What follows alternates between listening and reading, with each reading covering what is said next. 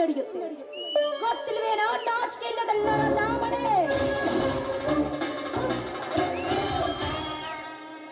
ನಾಚಿಕೆ ರವಿ, ಮೂರು ಬಿಟ್ಟು ನಿಂತಾಗ ಕೆಲಸ ಕಾವ. ನಾಚಿಕೆ ಎಂಬ ಮೂರಕ್ಷರದ ಮರ್ಮನ ತಿಳಿದುಕೊಂಡಿದ್ದೆ. ನಾನು ಈ ಕಾರ್ಯಕ್ಕೆ ಕೈ ಹಾಕುತ್ತಿರಲಿಲ್ಲ ಪಲ್ಲವಿ. ಈ ಛಲಗಾರ ತ್ಯಾಗರಾಜನಿಗೆ ನೀ ವಿರುದ್ಧವಾಗಿ ವರ್ತಿಸಿದರೆ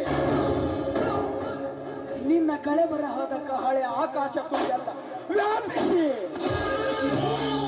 ಕೈಲಾಸದ ಪರಶಿವನ ಬಡಾವಣೆಗೆ ಶಿಫಾರಸುವಾದೀತು.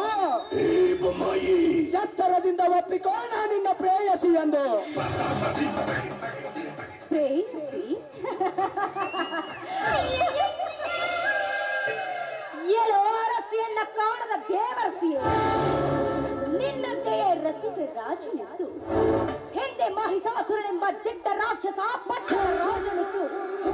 ಮೆಟ್ಟಿ ತೀರಿಸಿಕೊಂಡ ಜಗನ್ಮಾತೆ ದೇವಿಯ ಅದರಂತೆ ನೀನ ಕೆಲಸ ಮಾಡಲು ಮುಂದಾದ್ರೆ ಹಂದಿಯಾಗಿ ಹಿರಣ್ಯ ಕಶ್ಯಪನ ರಕ್ತ ಕುಡಿದಂತೆ ನಾನಿನ್ನ ರಕ್ತ ಕುಡಿಯದೆ ಬಿಡಲಾರೆ.